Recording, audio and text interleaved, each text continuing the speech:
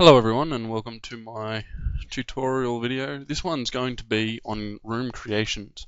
Now I was just messing around with my own personal game and I found out something that I think you all should know. Now this is just to help with large rooms where, okay, we'll make a new room here. Say I have a room that is 5,000 by 4.8 thousand. Right? That's a huge room. And it's a platformer kind of thing, so you'll want all these blocks down here. Oh, no, get rid of there. Delete. Delete. Hey, and you'll want all blocks lining down there. Right, you could sit there and go place a block and go all the way down, all the way down. That will take you forever and a day. Right, that's just going to annoy you. So what we're going to do is use this creation code here. So that'll trigger every time, well, when the room is created, that's the first thing it'll do. So I've messed around with these before, but today we'll make a sprite for wall. So we'll just create a 16 by 16 sprite. That's all I use in my platformers. Make him a light blue color, easy visible. Now we're going to create the object. We won't need any code for this one, it's just to show you what I mean. So we want invisible.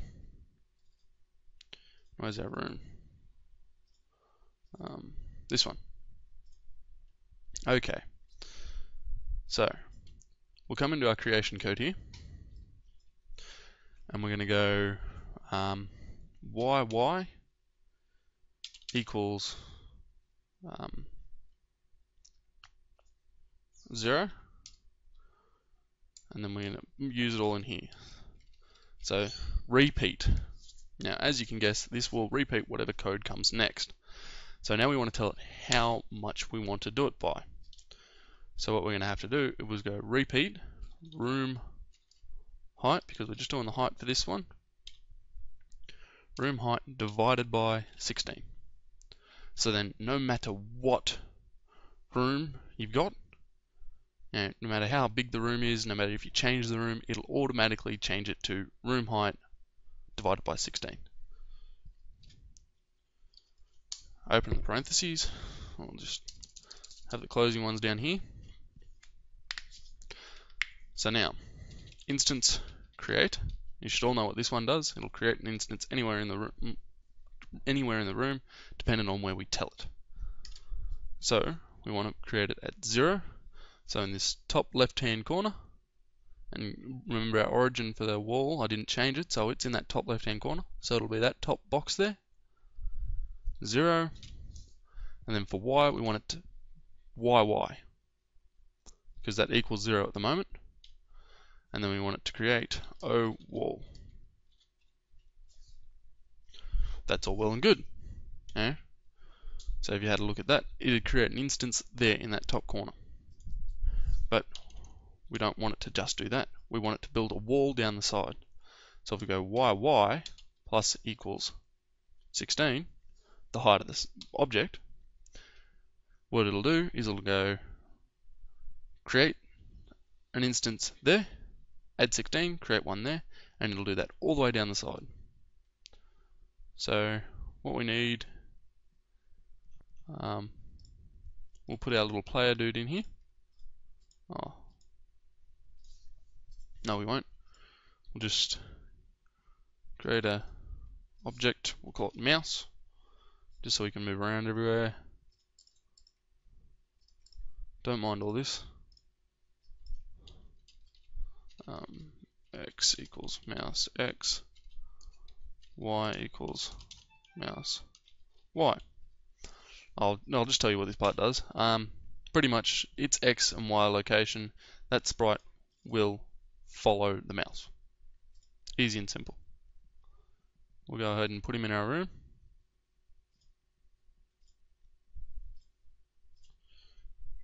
Press save. Press play. Anyone else have this problem with the compiler just showing up blank? Oh, whoops. I'll move that room to the top.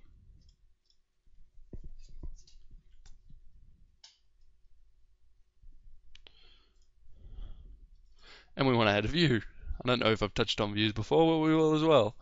Okay, you want to enable the use of views and visible when the room starts. And then you want to follow a certain object. We don't want it to follow the wall, we want it to follow the mouse. And you've got viewings, room, and all that. I'll cover that in an actual video, but pretty much all this does is follow whatever object you want it to. It's very good for any game, really.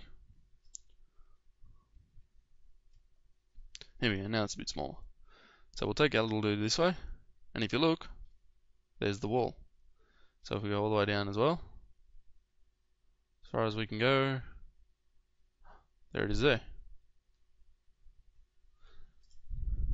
So instead of having to spend, hours well, not hours, 20 minutes or so, just putting a line of it, deleting the stuff that we messed up on, we've just done that in, a few lines of code. So now what we can do is make one on the other side, just by doing instance create room width minus 16 yy o wall. Now I've got markers and walls in my room, walls for the player to jump on and markers for the monsters to bounce off. So, if you needed to put two different types of instances, you just do O, marker. You just put that there. So long, it'll just create both of the instances there, and there's no problem with them. So that'll create across the side.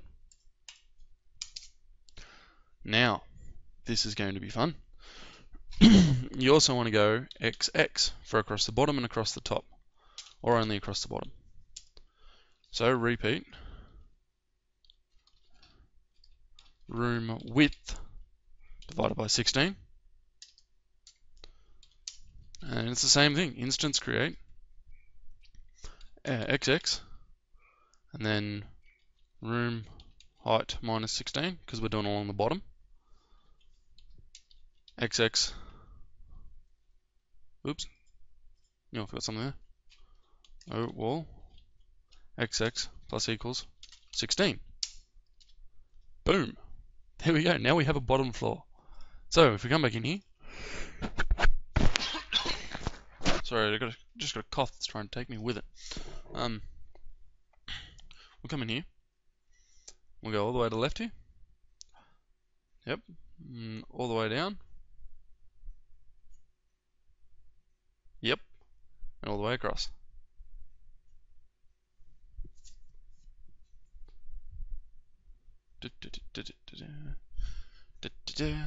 There you go. 3 complete walls. And just for the hell of it, we'll do one on top.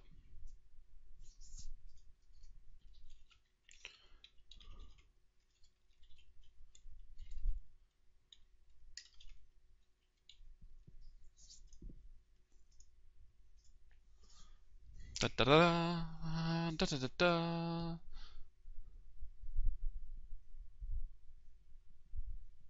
There you go. So now just to prove my point about doesn't matter how big the room is, we'll just drop that down to 640 and good one will be 480. No, wait a object, save, play. The compiler is really getting to annoy me. There you go. It just zoom, zoom. That's it. So I hope you enjoyed this video. I hope you found it informative. I will rate, comment, subscribe.